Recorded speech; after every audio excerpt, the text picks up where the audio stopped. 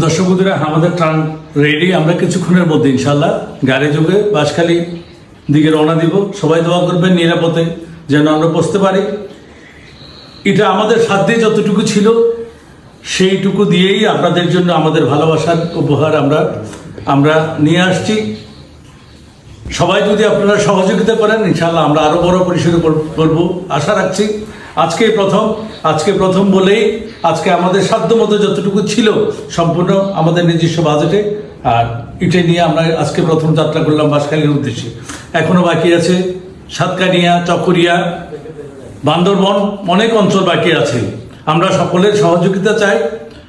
সবাই সহযোগিতার হাত বাড়িয়ে দিবেন। মানবতার কল্যাণে আমরা মানুষের জন্য মানবতার কল্যাণে এগিয়ে আসবো এই প্রত্যাশা রেখে সবাই দোয়া করবেন যেন নিরাপদে বসতে পারি, আমাদের এই উপহারগুলো সঠিক জায়গায় যেন দিতে পারি। আল্লাহ হাফেজ।